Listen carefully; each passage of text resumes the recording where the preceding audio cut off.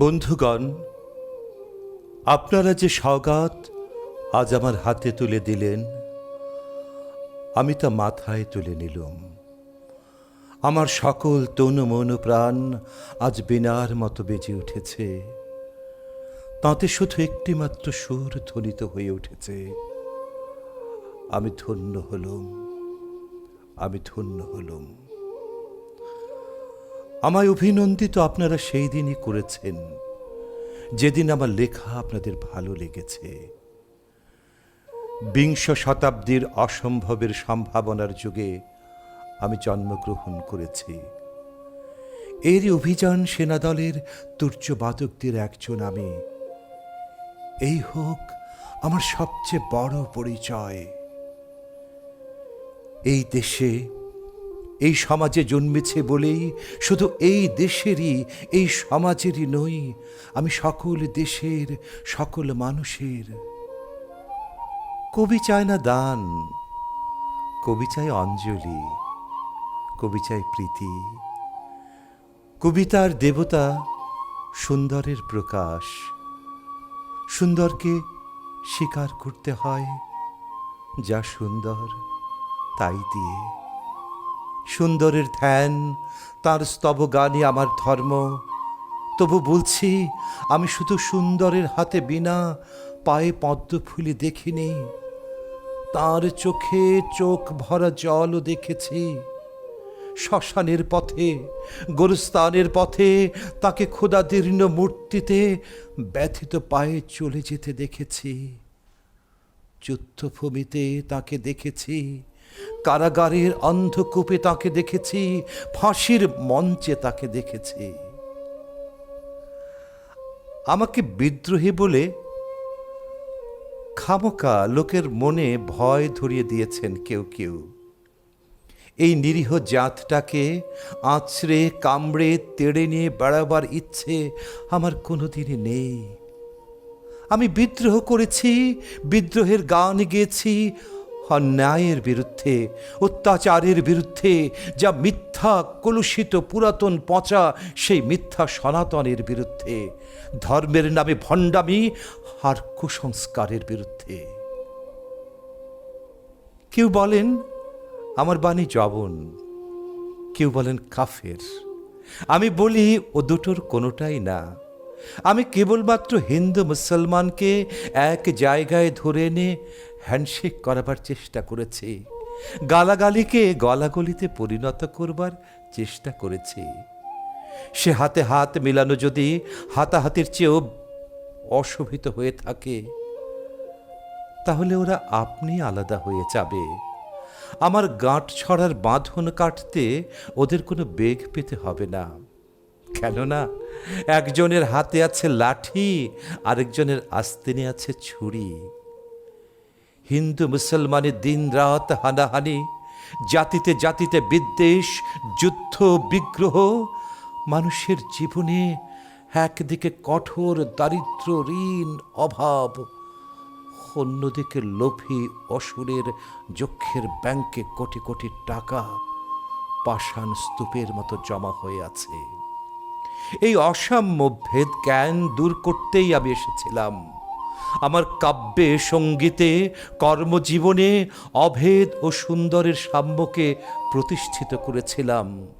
আমি যশ চাই না, খ্যাতি চাই না, প্রতিষ্ঠা চাই না, নেতৃত্ব চাই না।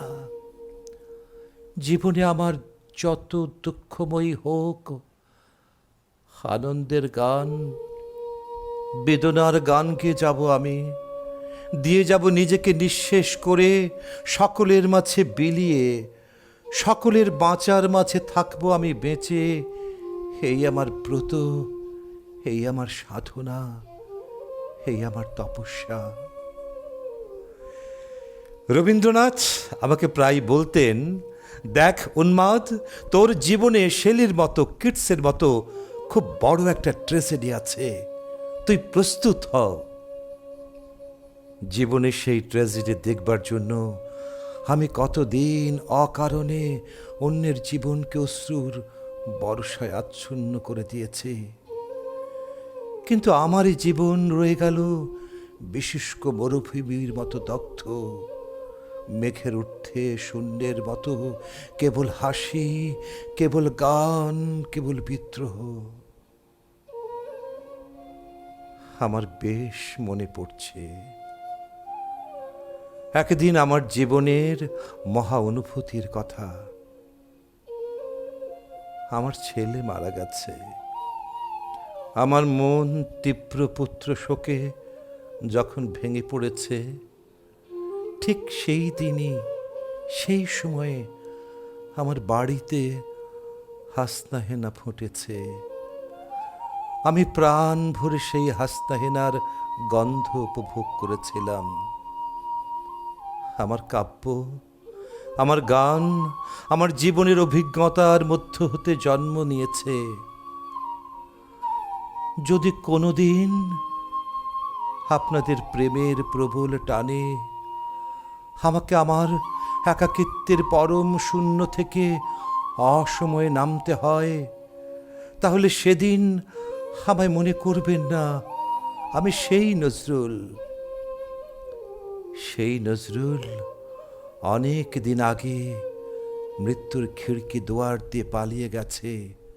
মনে করবেন পূর্ণত্বের তৃষ্ণা নিয়ে যে একটি অশান্ত তরুণ এই ধরায় এসেছিল অপূর্ণতার বেদনায়, তারই বিগত আত্মা যেন স্বপ্নে আপনাদের মাঝে কেঁদে গেল। যদি আর বাঁশি না বাজে, আমি কবি বলে বলছি নে, আমি আপনাদের ভালোবাসা পেয়েছিলাম, সেই অধিকারে বলছি আমায় আপনারা ক্ষমা করবেন, আমায় ভুলে যাবেন। বিশ্বাস করুন, আমি কবি হতে আসিনি, আমি নেতা হতে আসিনি, আমি প্রেম দিতে এসেছিলাম, প্রেম পেতে এসেছিলাম। সেই প্রেম পেলাম না বলে আমি এই প্রেমহীন নিরস পৃথিবী হতে নীরব অভিমানে চিরদিনের জন্য বিদায় নিলাম। যেদিন আমি চলে যাব সেদিন হয়তোবা বড় বড় সভা হবে, কত প্রশংসা, কত কবিতা বেরোবে হয়তো আমার নামে।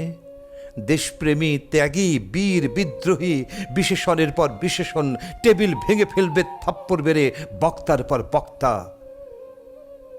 এই অসুন্দরের শ্রদ্ধা নিবেদনের পার্থ দিনে বন্ধু তুমি যেন চেও না। যদি পারো চুপটি করে বসে আমার অলিখিত জীবনের কোনো একটি কথা স্মরণ করো। তোমার ঘরের আঙিনায় বা আশেপাশে যদি একটি ঝরা পায়ে পেশা ফুল পাও, সেইটিকে বুকে চেপে বলো, বন্ধু আমি তোমায় পেয়েছি। তোমাদের পানে চাহিয়া বন্ধু আর আমি জাগিব না, কোলাহল করি সারা দিন মান, কারো ধ্যান ভাঙিব না। নিশ্চল নিশ্চুপ আপনার মনে পড়িব একাকী, গন্ধ বিধুর ধূপ।